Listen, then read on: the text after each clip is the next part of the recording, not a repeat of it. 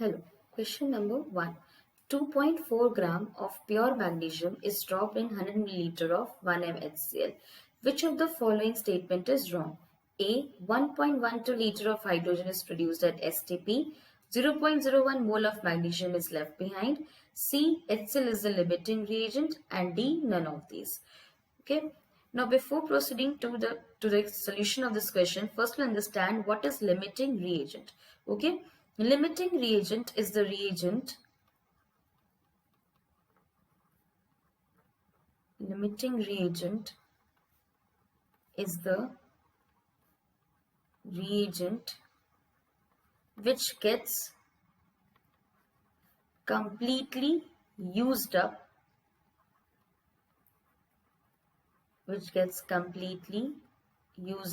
in the reaction.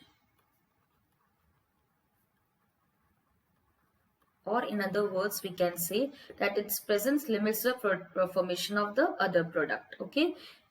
If this is basically the reactant. Okay. Any reactant which is getting completely used up in the reaction and which is limiting the amount of product formed in the reaction is a limiting reagent. Okay.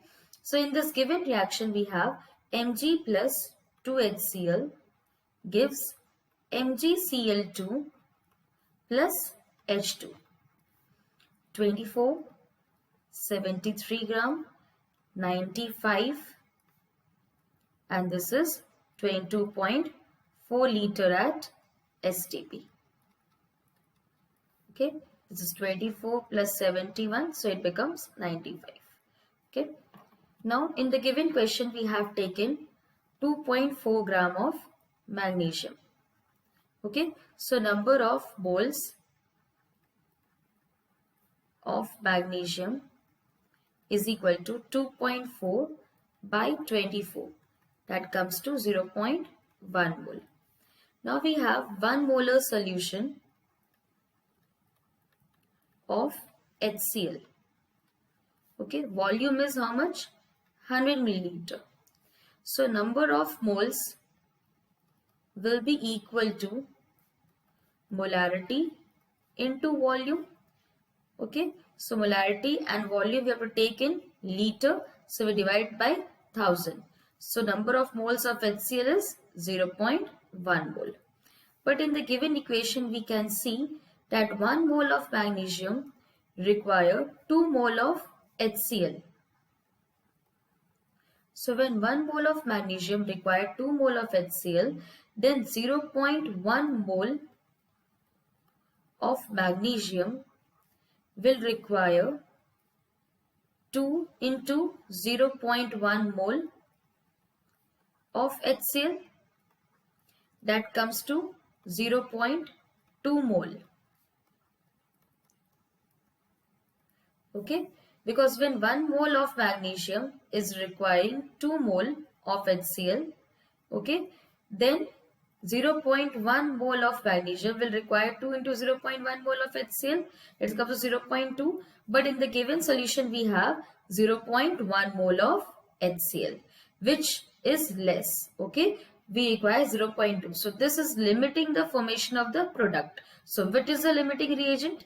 We have HCl as a limiting reagent.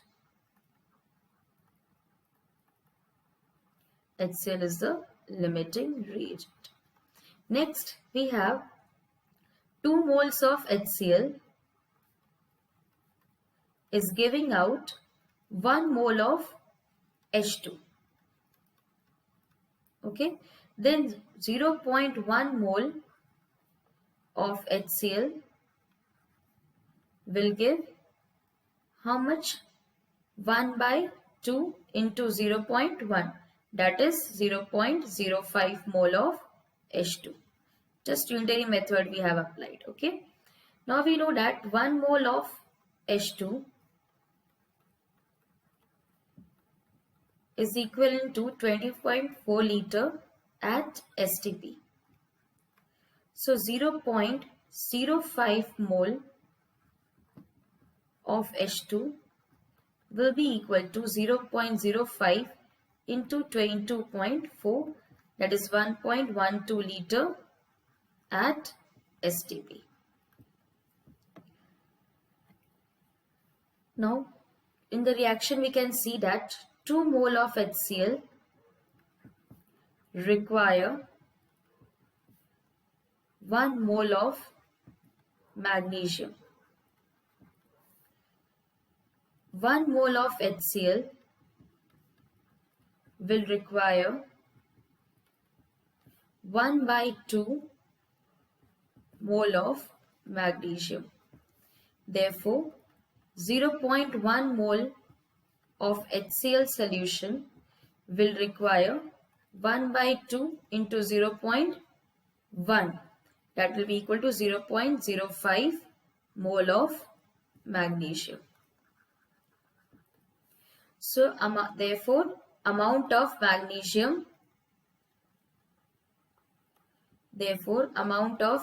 magnesium left behind. Initially, we had taken 0.1, out of which 0.05 mole was used. So, 0.05 mole of magnesium is left behind. Now, coming back to the question, we can see that this option is correct. HCl is a limiting reagent, but 0.01 mole of magnesium is not left behind. We are getting 0.05. Okay, so this statement is wrong. Okay, so our answer will be B. Answer will be B. Next, second question. Phenol associates in benzene to a certain extent to form a dimer. A solution containing 2 × 10⁻² kg of phenol in 1 kg of benzene has its freezing point decreased by 0.69 Kelvin. The degree of association of phenol is Kf for benzene is given 5.12 Kelvin kilogram per mole. So we have taken phenol as a solute. Okay. And solvent is benzene. In benzene solvent, phenol is forming a dimer.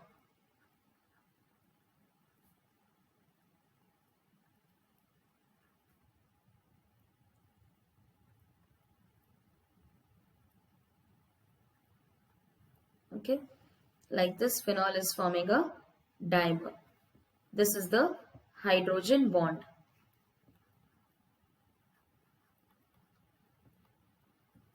Okay, and this is the dimer. So, we can represent this equation in words also. Phenol is forming a dimer. It is becoming one molecule. Okay, in benzene. So, we can see that from 2 molecules of phenol, we are getting 1 molecule, a dimer. Okay. So, initially, we can assume that initially we have taken 1 mole. This is 0. But at equilibrium,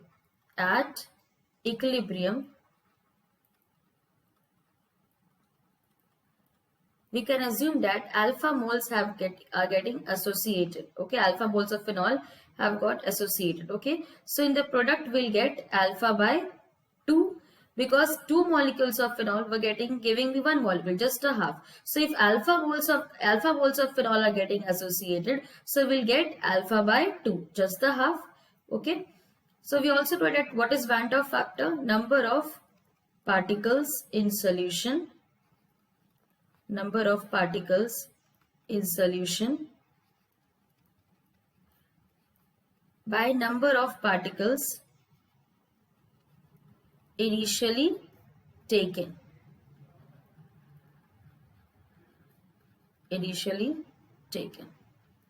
Okay. Number of particles in solution, or we can say moles also, number of particles or moles in solution.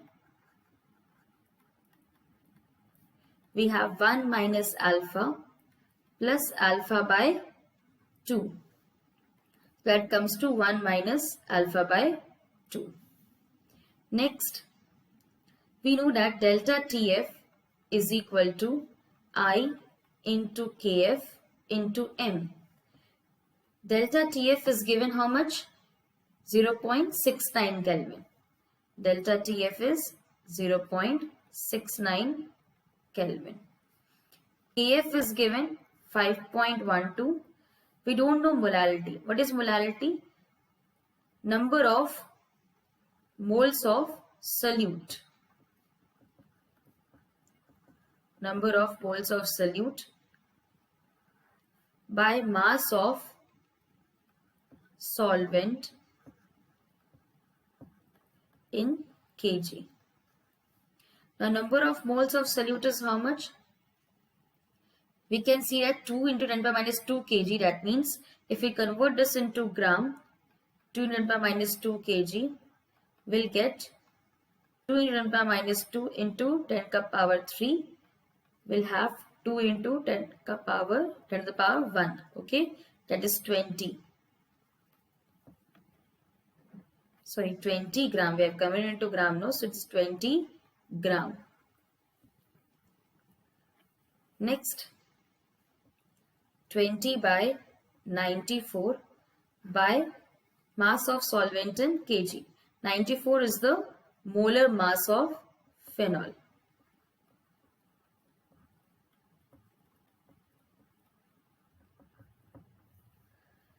So we substitute the values here. 0.69, Van't factor 1 minus alpha by 2, Kf is 5.12 and molarity is 20 by 94. Okay, so after solving this equation, we'll get alpha is equal to 0.733. Okay, so percentage of alpha, degree of association, will be equal to 0.733 into 100. That will be equal to 73.3%. So our answer will be 73.4, option A. Next, third question. Which of the following carbides produces propyne on reaction with water? First is calcium carbide, second beryllium carbide, aluminum carbide and magnesium carbide. So what is this calcium carbide? When calcium carbide will react with water, it will form calcium hydroxide plus C2H4, ethylene. When beryllium carbide, Be2C, will react with water, okay, it will be B2C, then it will form beryllium hydroxide plus CH4. When aluminium carbide will react with water, it will form aluminium hydroxide plus CH4, methane. But when magnesium carbide will react with water, it will form magnesium hydroxide plus propyne. Okay, now why this difference? We can see in calcium, calcium plus 2, but this carbide ion is C2, 2 minus. Okay, so 2 comes here and 2 comes here. So this gets cancelled. So this becomes CaC2. Beryllium carbide, Be plus 2, carbide is 4 minus. So here comes 4 and here comes 2. So it's Be2C. So here we had 2 carbon atoms. That's why we are getting ethylene here. Here we have 1 carbon atom. That's why we are getting methane here. Okay. Then Al plus 3, C4 minus. Again we'll get Al4, C3. Next, Mg plus 2 and C3, 4 minus. Mg and C3. So here we are getting 4 and here we are getting 2. So this comes to Mg2C3. Okay. So here we are having 3 carbon atoms. That's why when magnesium carbide react with water, we get propyne. I hope this video has cleared your doubts and this video has answered your question. Thank you.